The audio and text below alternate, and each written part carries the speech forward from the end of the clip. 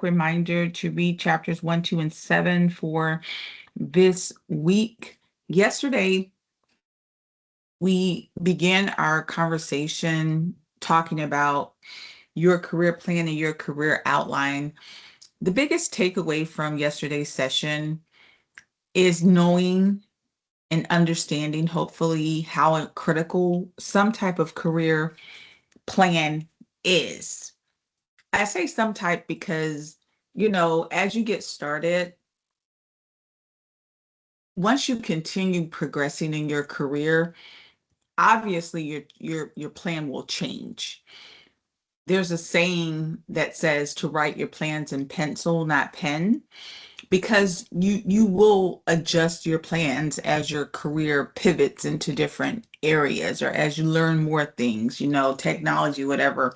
There's so many things that will affect your career, and you'll have to make adjustments.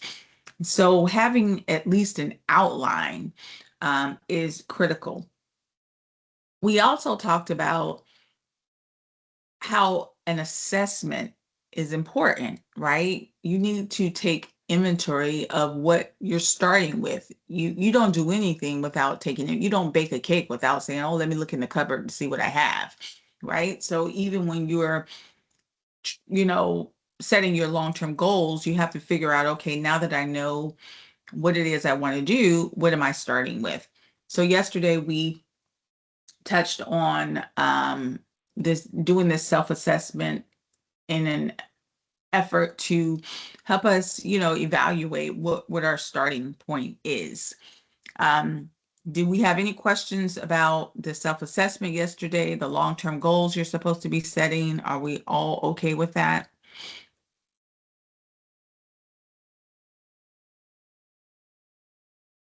All right, all right, all right, all right.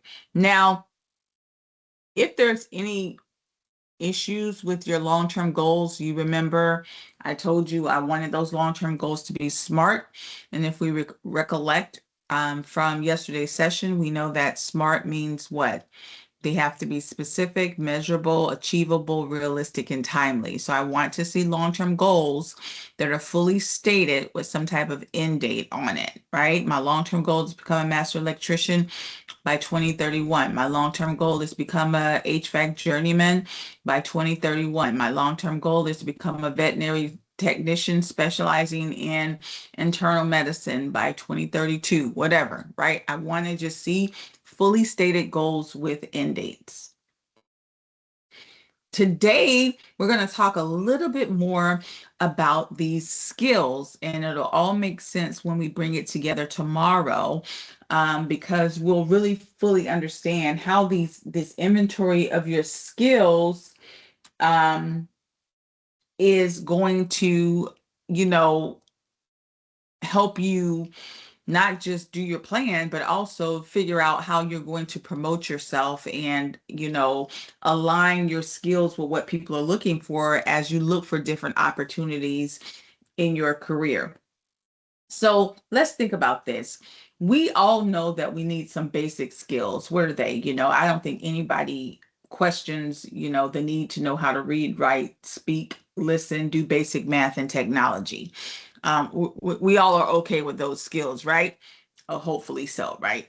Now, we also know that we need technical skills, which i.e. hard skills. I think we all are in school to learn those technical skills. Most of us already have basic skills, and we come to the table with a lot of soft skills, but what we don't have are the technical skills, and that's why we're here. But when we talk about these soft skills, what chapter 2 does is it breaks down your soft skills into what we call employability skills, and things that can transfer into the workplace. Because yes, we all have these soft skills. Either we've acquired them in our lives, or they're part of our personality, as you probably have learned from taking that personality test. But how is it relevant to our career? Well, it's relevant in a sense that a lot of these skills are things that employers are looking for, right? So we also call these soft skills employability skills. Um, We all know somebody, and you tell me if this statement is true or not, that can do well at a job, but people skills they do not have.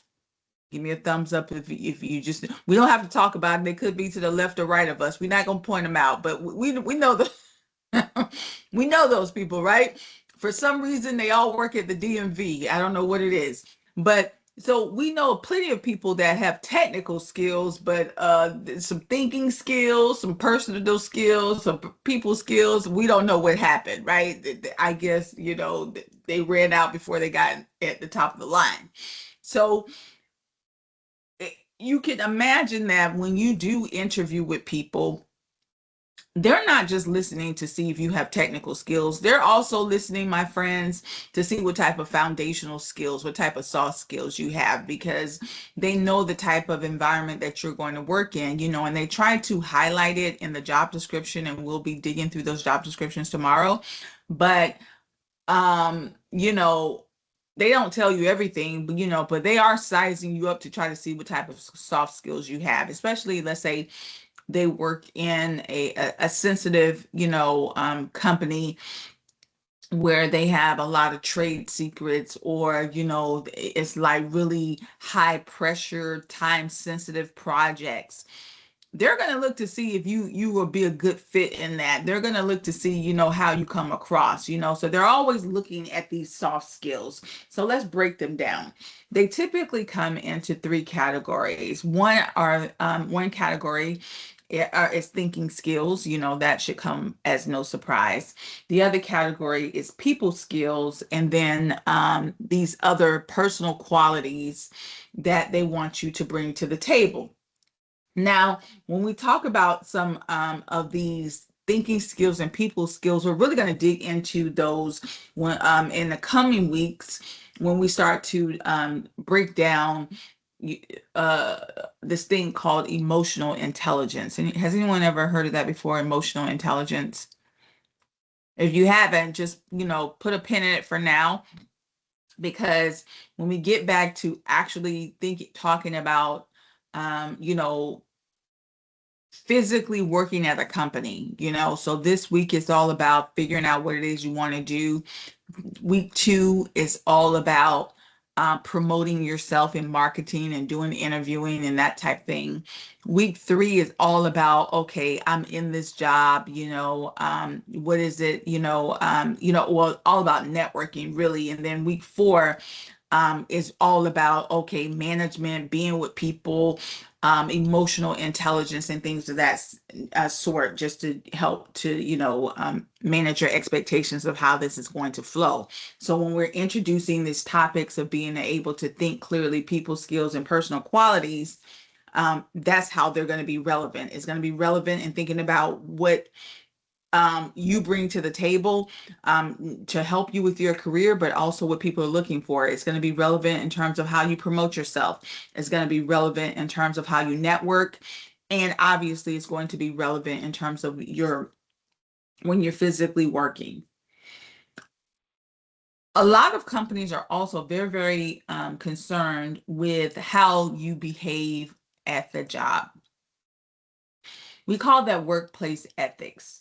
So ethics, we all have them. We know that there are moral principles or belief that determine your own behavior. We grow up with it, right? Um, and typically it comes from our family dynamic. I'll never forget, I had a conversation with a fellow coworker up in New York, and he taught me something, because I'm a Southern girl from Florida, even though a lot of my family is in New York and New Jersey. I went up there to work in New York, and me and this gentleman at the time, this was years ago, but and I was like not fresh out of the military, but he was like maybe 10 years out of the military. Yeah, maybe 10 years. So I was still kind of militant, right? And, so I was, you show up on time, you do your work, yada, yada, yada. And this guy was like, oh, he was the complete opposite. He would get off the train late. He'd have to stop and get a bagel. Us New Yorkers know what that means, right? And he would just come sliding in late all the time. And he used to get under my skin a lot. And he knew it. I wasn't his boss or anything. It's just that, my principles was like, how can you not come to work on time? Military people, you come early, right? You come on time, you're late. And so one day we ended up in this conversation because he knew he was getting under my skin.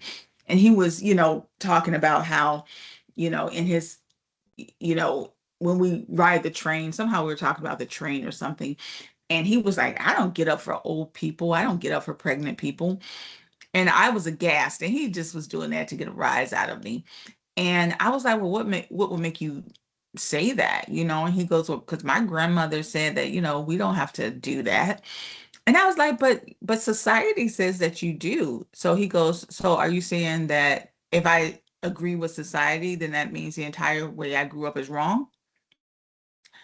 And it stopped me in my tracks because what he was really saying is that, so I was challenging his entire construct of right and wrong, right?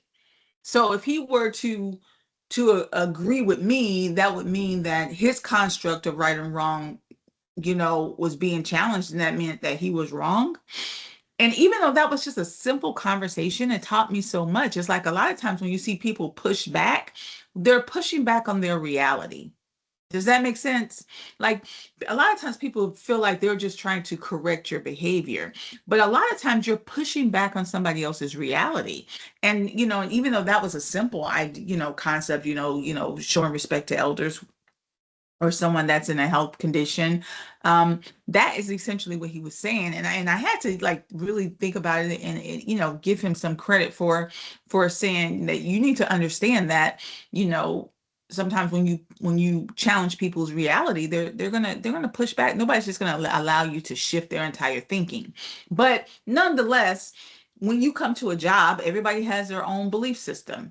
Um, Fortunately or unfortunately for us, every company also has their own set of ethics, right? So it goes back to me saying to you yesterday, you really need to think about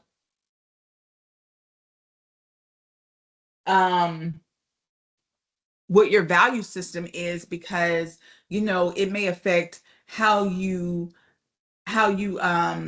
see the world, and that could make you decide whether you want to, work at a company or not. When you go to work for these companies, they're going to have these ethics that they're going to, want you to adhere to. Oftentimes, they'll tell you in orientation and they'll say, okay, listen, when you come here, we have a certain code of conduct, we have a certain code of ethics. What's the difference? Well, your code of conduct, it has everything to do with dictating how you behave while you're at work and when you're representing the company.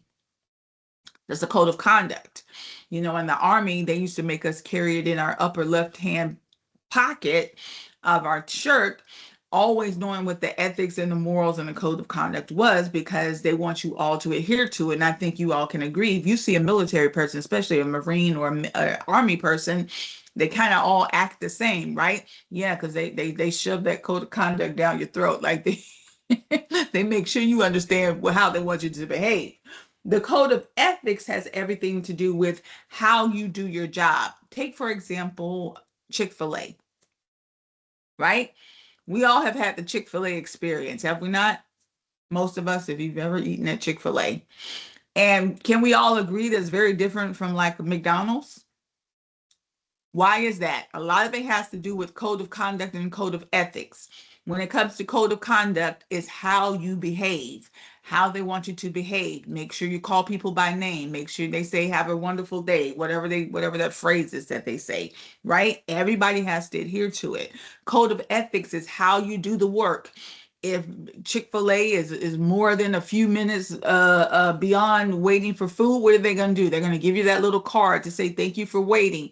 They're going to, try to, give you little points on your little system. I know that's how they do me anyway, right? That's code of ethics because they want their company to be associated with this work because it is for customer service reasons. Trust me, it's not because they just love being friendly.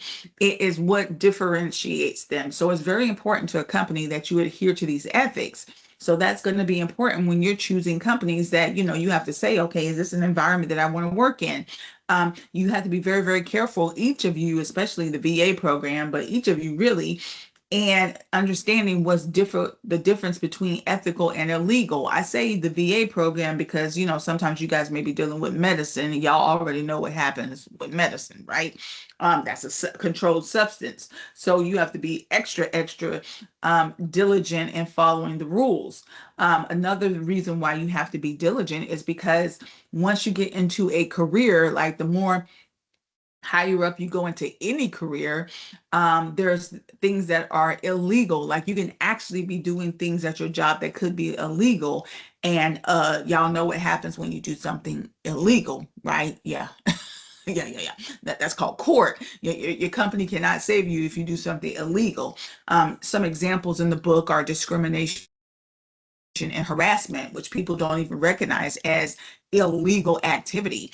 Yeah, you can get sued and go to court for discriminating and doing harassment, even if you're doing it while working at somebody's job. Not sure if you know that, right? So one of the things that a company will do is when you're in your orientation, they're going to make sure that they give you that handbook, and we'll talk about how that handbook is part of your contract.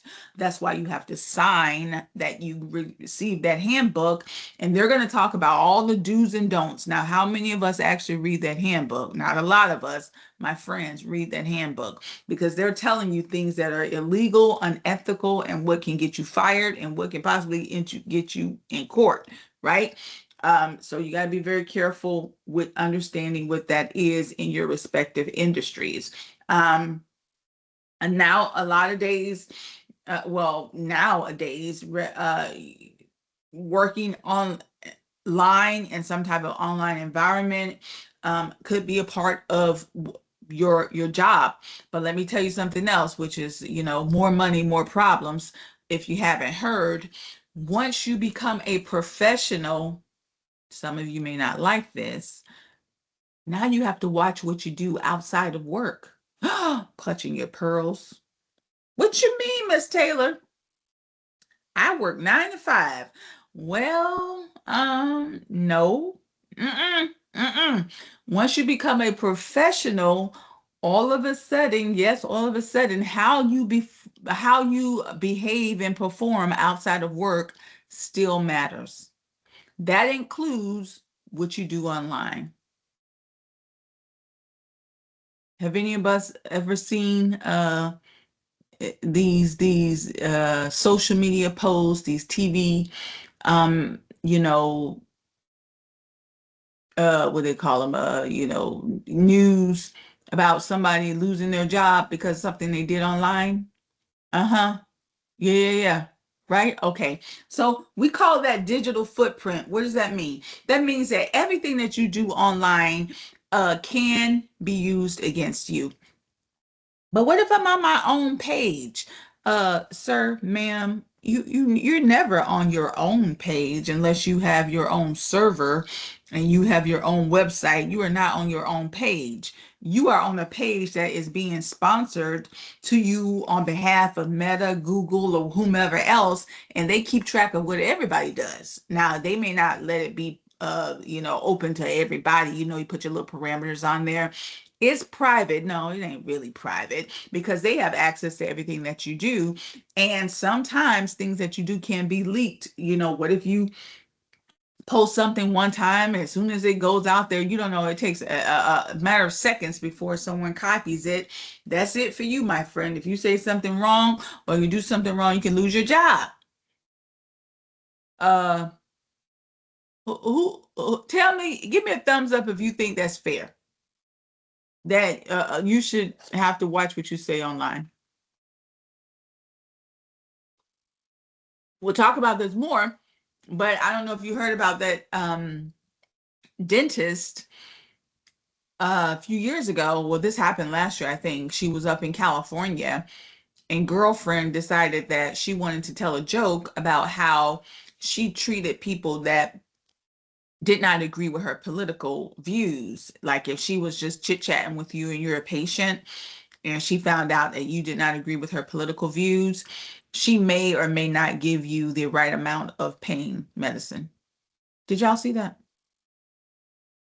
Yeah, yeah. So y'all know what happened, right? And so watch this. The video came out years after she did it, because I don't know what happened. Somebody found it, reposted it. And so y'all know that channel 234, whatever number it was in California, was at her doorstep, and yeah, she got sued. Yeah, she got sued. Can you imagine? Like, who would say something so intelligent? Who would even do that? People just, common sense is not common, right? So you're gonna have to be careful what you do online. Yes, my friend, you want to be safe, but you want to be careful. And we'll talk more about that when we get to week 4. We start talking about security. Because why are we talking about that? You are going to be online whether you like it or not, and especially when we talk about networking, you're going to have to be online. That we're in the digital age, my friend. Nowadays, if you don't have some type of online presence, it's going to be very difficult to network. It's going to be very difficult to find opportunities.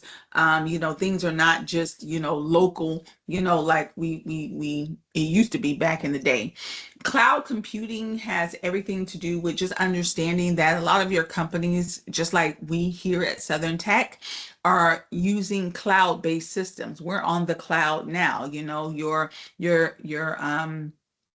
Canvas is on a cloud system. All of our servers are on a cloud. And so your companies may have, a lot of them may be using Microsoft or Google, and they'll just want you to know that basic terminology. Don't freak out about it now, but just understand that that may be something that you may have to brush up on, especially if you're going to be doing any type of administrative work, which hopefully all of us will do at some point.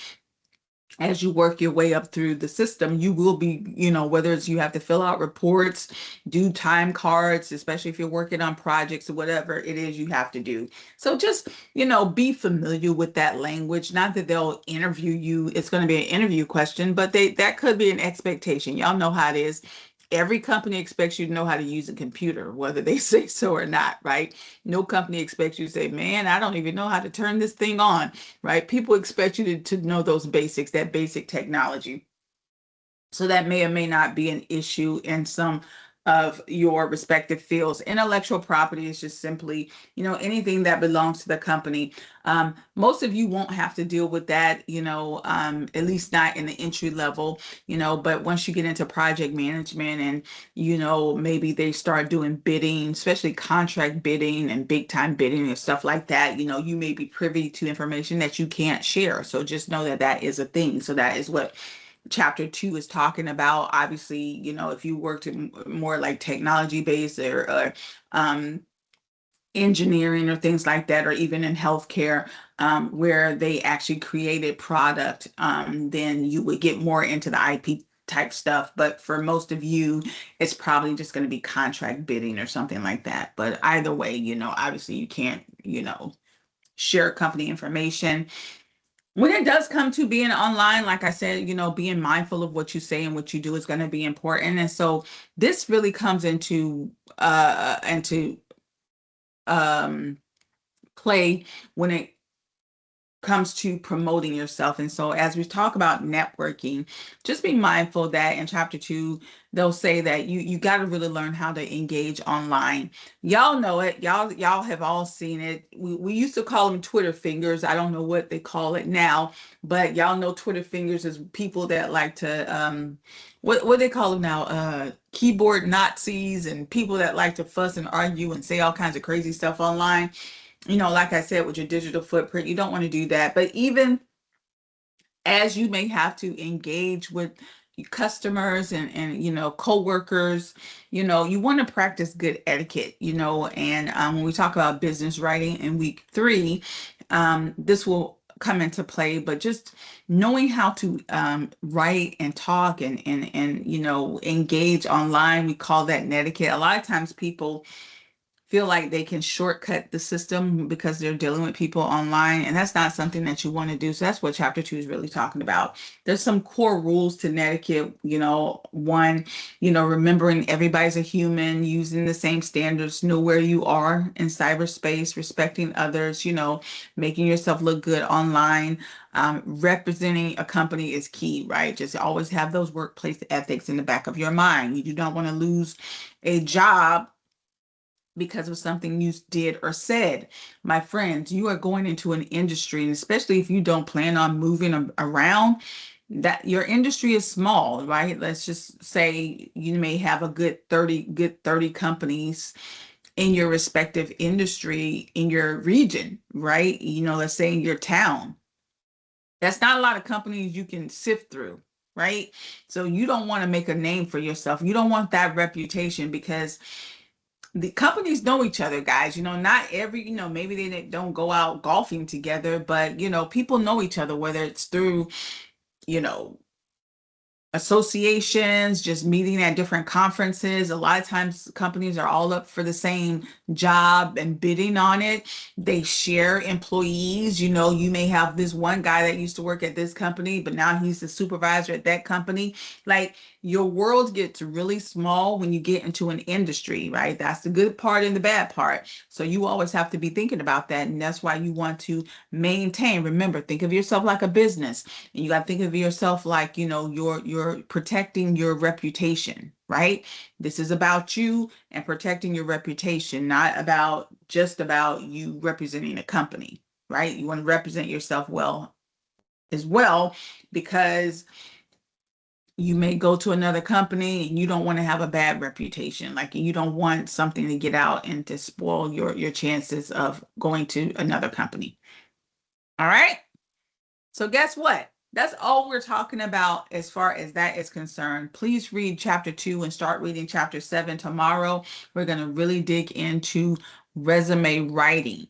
But let me tell you what you're about to do now. I'm going to walk you through this scheduler, because in this class you will be working with career services. I'm not sure how many of them have told you that already, to do 2 projects. One, career services, your respective career services at each of your campuses will be reviewing your resumes. How many people know that? How many people have been told your resume is going to get reviewed by career services? Very good. Some of you, your resume have already been reviewed by career services. That's great. However, your even if your resume has been reviewed by career services, they still need to see it for this class and sign off on it saying, yes, I've done it, seen it already. Yes, I have a copy of it. Career Services is going to keep your resume on file. That's one of the reasons why they need to see it. And they need to say, yes, this is a resume I can use, because remember, they're helping you to get opportunities for employment. So they need to promote you. They need a copy of your resume. So if you have one, or let's say they did it last month, you don't have to get it done again, but you still have to make an appointment with them and have them put a signature on it. By next Thursday, they should have given you your resumes back, or if you don't have one, they're going to help you create one, and you're going to turn in that signed resume on next Thursday. So you have to schedule an appointment with them. Number 2, and that'll happen for next week. So you're going to schedule an appointment for next week, and I'll show you how to do that in a second.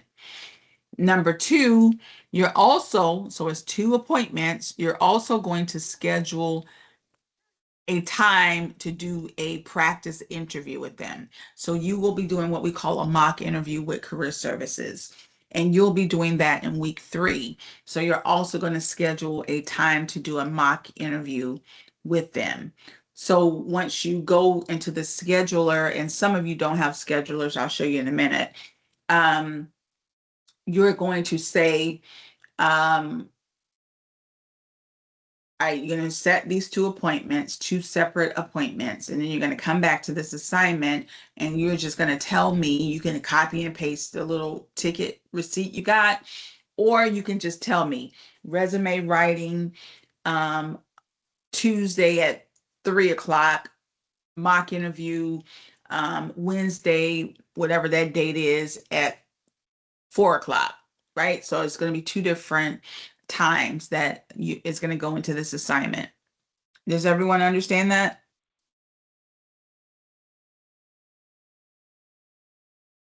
All right. So let me show you really quickly what that looks like. It's fairly simple, but I want to make sure we all understand. Let me just tee it up real quickly. Let me see. Okay. So, and I may need to change those dates on there, so don't pay attention to the dates if my dates are wrong. But when you go into the assignment, right? So you can go down to the modules, or you can go to my little shortcut, however you want to do it.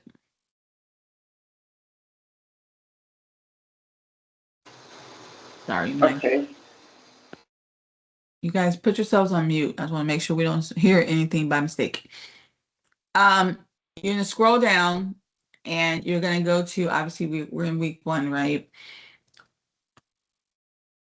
And go down to Wednesday, right? And so the assignment, scheduling with career services. And I know I didn't update these dates. I got to update these dates. These dates are off. But you're going to schedule for career services for resume writing next week, and mock interviews the week after. I'll change these dates in a second. But how do you do that, which is most important? Every campus is different. So make sure you read here. ATA, yours is simple. You guys are going to meet with career services. They may have already given you a flyer. Have they given you a flyer yet for ATA for minors? If not, career services, yeah. So yours is easy. You got your flyer. You just go to this assignment.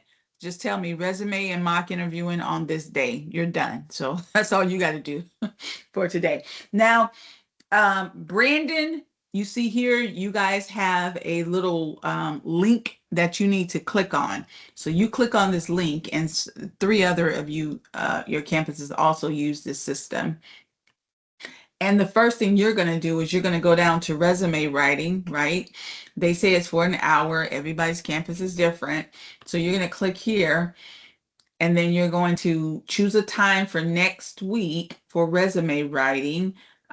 So starting Monday, choose a time and do it now, guys. There's a lot of people taking this class. It's not just my class, 3 other teachers teaching this. So you do it now.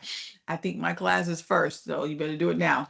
Um, choose a time right away. So if let's say I just chose 9:30, and then I put in my information, and then I put in my email, my name, my whatever, and then I hit continue, and then it'll ask me to confirm, and then I'll get a little receipt. Then you go back into the system and you do that again for your mock interview, right? So if I go back into the system, well, let me go back. So let me go do it again. I go do it again, and I'm just using Orlando this time, but same thing. I can do mock interview, 30 minutes. Choose with Orlando. You guys have different people because it's a really big campus. So make sure you choose the right person. Okay, I'm in HVAC, so I'm choosing Princess. And then the same type thing for mock interview, that's going to be in week 3. So that won't be, you may have to do it like this, or you can, so we're in week 2 now. I mean, we're in week 1, this is week 2, this is week 3. So you may want to choose one of these dates, or you can just, if you want to see everything that's available, you could just do it that way. Find the time for week 3, choose your time now, 11 o'clock, same thing, put in your information. Then you come back and you tell me the 2 times. Make sense? Now, Sanford, you guys don't use this system. Sanford, you see here, they say call that number. You don't have to write it down now. You can just come into the assignment and do it. Or you can call directly. You can call Nancy directly, or Vicky. Arbondale, you have your appointment setter. Um, you have Port Charlotte, which I don't think we have anybody here. Tampa, you have yours. Very good. We understand?